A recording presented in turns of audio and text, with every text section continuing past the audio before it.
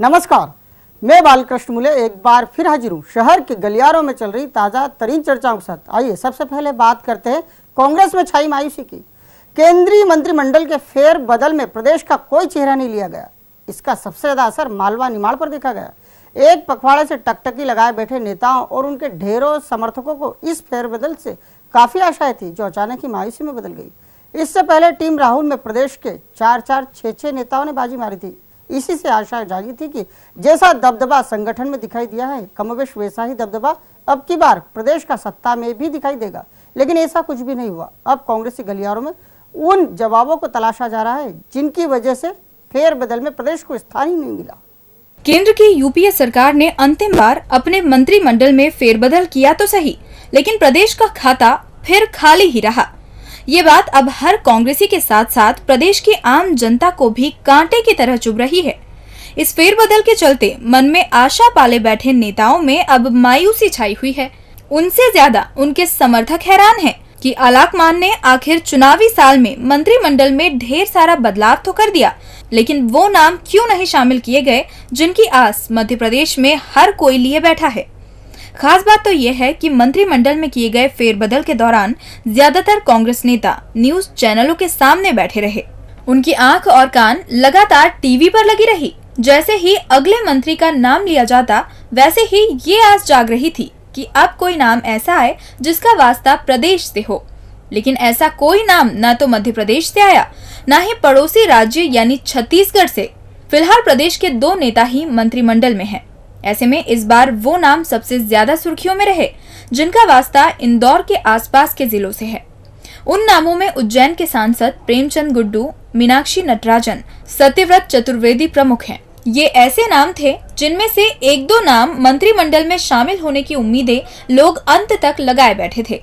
ये उम्मीद इसीलिए कुछ ज्यादा थी कि पहले प्रदेश से 4 नेता मंत्रिमंडल में शुमार थे, लेकिन जब से कांतिलाल भूरिया और अरुण यादव को बाहर का रास्ता दिखाया गया है, तभी से ये अपेक्षा जताई जा रही थी कि इनके स्थान पर 2 नामों को इस बार ले ही लिया जाएगा।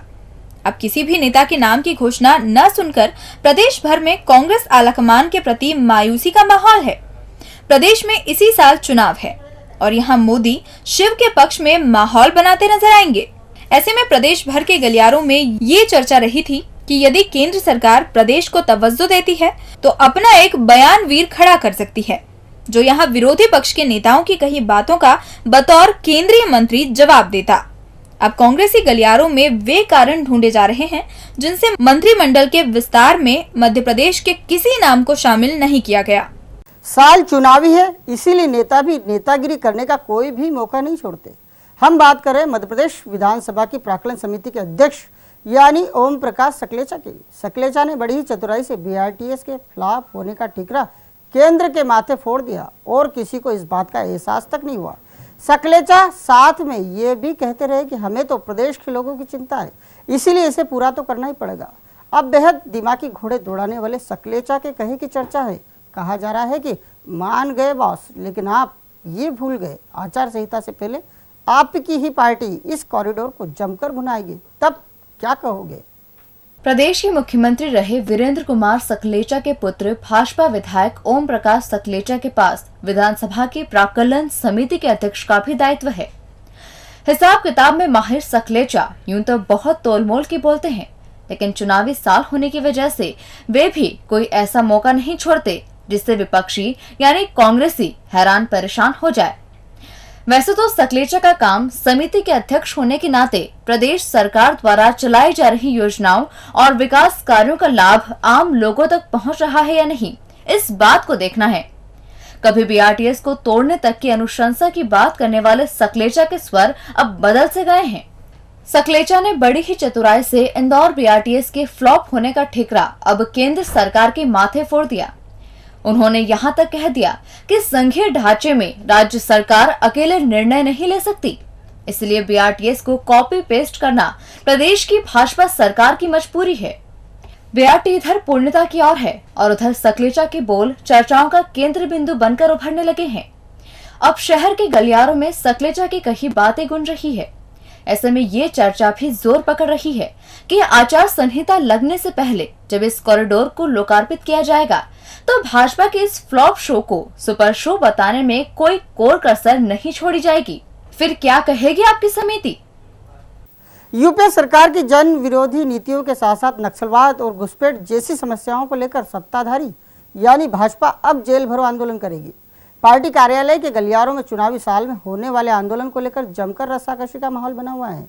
पार्टी चाहती है कि आंदोलन ऐसा हो कि कहीं से कहीं तक ये न लगे कि पार्टी यहाँ सत्ता में है और नूरा कुश्ती कर रही है। पार्टी ने बाकायदा जेल भरो आंदोलन के लिए जिले भर से 10,000 कार्यकर्ताओं का टारगेट तय किया है। वैसे पार्टी कार्यालय के गलियारों में ये कहा जा रहा है कि इस आंकड़े को छूना दिक्कत भरा नहीं है, बल्कि आंकड़ा डेढ़ा दिखाई देगा। प्रदेश में इन दिनों सत्ता की मलाई मार रही बीजेपी के आंदोलनों में अब वो तीखापन नहीं रहा जो करीब एक दशक पहले पार्टी के हर आंदोलन में देखा जाता था। पहले पार्टी छोटे छोटे प्रदर्शनों का आह्वान करती थी तो प्रदेश के दिग्विजय सरकार को सड़क पर आकर खड़ा होना पड़ता था। अब बीजेपी के आंदोलन कांग्रेसी धरना प्रदर्शन जैसे हो चले हैं। बीजेपी में भी कांग्रेस की तर्ज पर चुनिंदा नेता ही आंदोलन में हिस्सा लेते हैं। पिछली बार जब बीजेपी ने जेल भरो आंदोलन का आह्वान किया था तब सरकार होने के बाद भी पार्टी कार्यकर्ता अपनी सरकार के अधीन आने वाली जेलों में नहीं पहुंच पाए थे।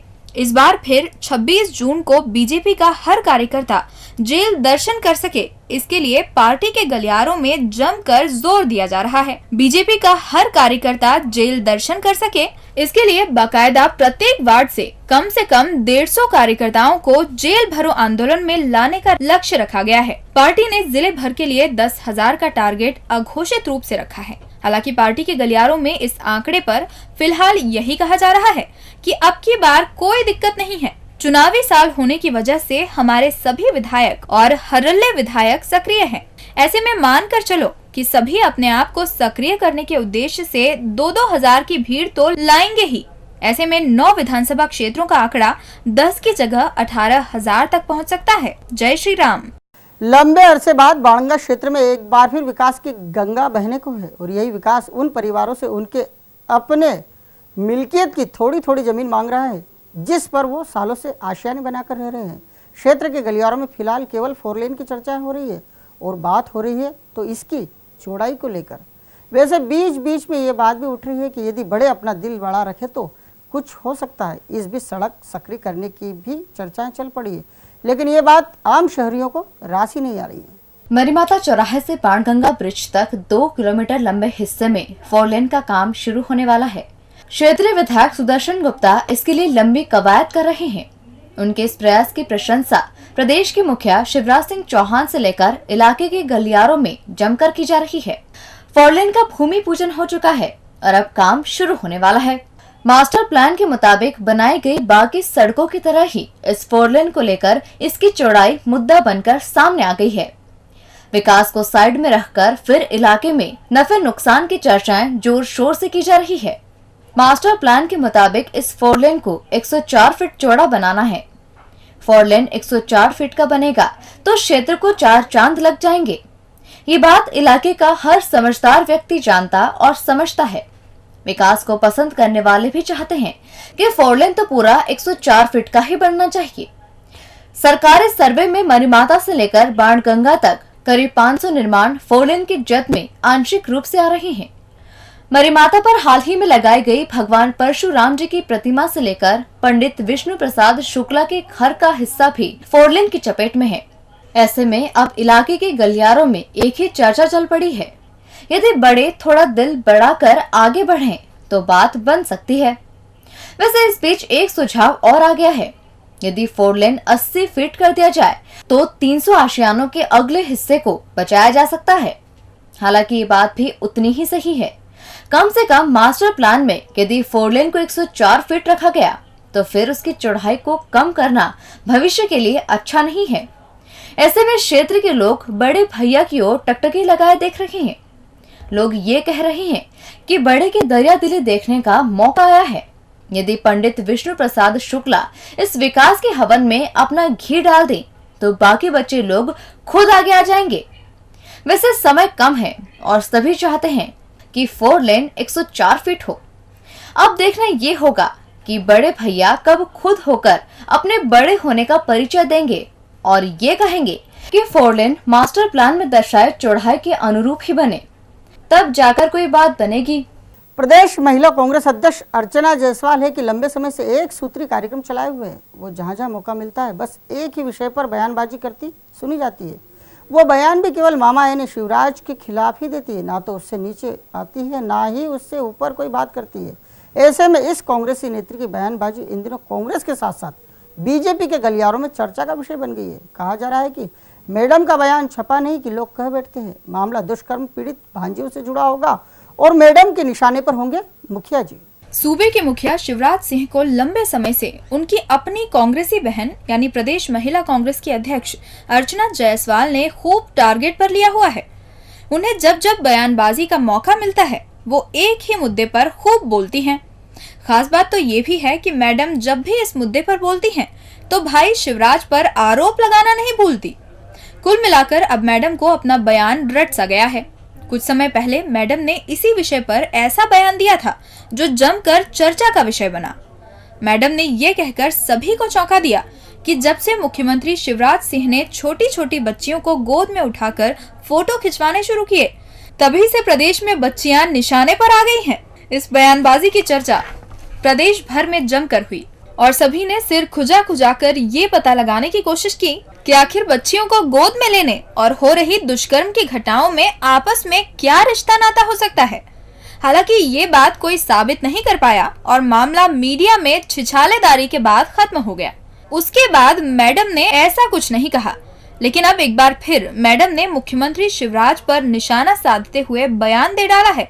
उन्होंने कहा है कि मुखिया खुद को प्रदेश की बेटियों के मामा बताते हैं, फिर आज तक एक भी दुष्कर्म पीड़िता से मिलने क्यों नहीं गए? क्या ये पीड़ित लड़कियां उनकी भांजियां नहीं हैं?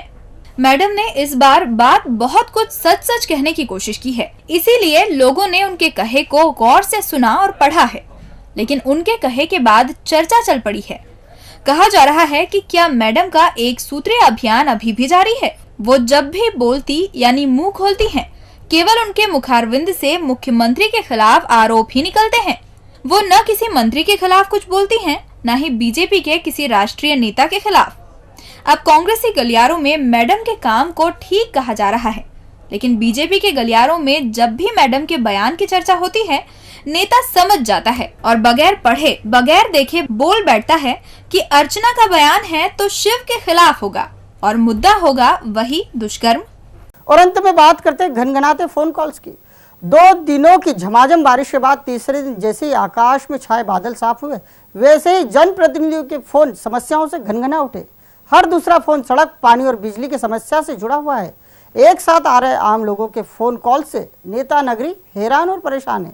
कह रही है बस थोड़ा सा सूखने दो, करते हैं। नगर निगम के 69 पार्षद सबसे ज्यादा हैरान और परेशान रहते हैं तो वो बारिश के बाद। परेशान लोग न तो मेयर कृष्ण मुरारी मोघे को फोन लगाते हैं, न ही अपने अपने विधायकों को। लोगों के टारगेट पर होते हैं उनके अपने क्षेत्रीय पार्षद। 4 दिनों से रुक रुक कर हो रही बारिश लोगों को अपने घरों के आसपास कीचड़ और गंदगी देखकर केवल अपने अपने पार्षद याद आ रहे हैं। बात एक क्षेत्र की हो तो भी उस क्षेत्र के सारे ही मतदाता ये याद दिलाने की कोशिश में हैं कि भैया हमारे यहाँ ये परेशानी आ रही है। कुल मिलाकर समस्याओं से परेशान लोग पार्षदों को बार बार एक ही समस्या बताकर हरेश करने से भी नहीं चूक रहे। यदि कोई सज्जन ये कह दे कि मेरी बात पार्षद से हो चुकी है, वो जल्द ही स्थिति को सुधारने की बात कह चुके हैं, इसके बाद भी हर रहवासी पार्षद को शिकायत करने से अपने आप को पीछे नहीं रख रहा। अब जिस पार्षद से बात करो वो एक ही बात करता है। क्षेत्र में समस्याएं हैं और सभी एक सी हैं, जो एक दिन में तो हल नहीं की जा सकती। इंदौर नगर निगम में पहले से ही काम करने वालों की मारामारी है। ऐसे में काम तो वही करा पा रहे हैं जिनके पास खुद का बल है, अर्थात काम करने वालों की टीम है। बाकी कई पार्षद ऐसे हैं जो क्षेत्र से फिलहाल दूरी बनाकर चल रहे हैं। उन्हें पता है अभी वो कुछ करने की स्थिति में तो है नहीं, फिर क्यों आ बैल मुझे मार वाली कहावत चरितार्थ करें। वैसे कुछ MIC सदस्य ऐसे भी हैं जो लगातार लोगों के बीच पहुंचकर समस्याएं देख रहे हैं और बिना किसी शिकायत के उन्हें दूर करने का आश्वासन दे रहे हैं, जबकि ढेर सारे ऐसे भी हैं जो अपना मोबाइल फोन अपने किसी समर्थक को थमाकर चैन की नींद सो रहे हैं और जनता है कि जबरदस्त नाराज है। डीजी न्यूज के खास कार्यक्रम गलियारों से को आप यूट्यूब पर भी देख सकते हैं। गलियारों से के आज के अंक में फिलहाल इतना ही। ताजा खबरों के लिए आप देखते रहिए डीजी न्यूज।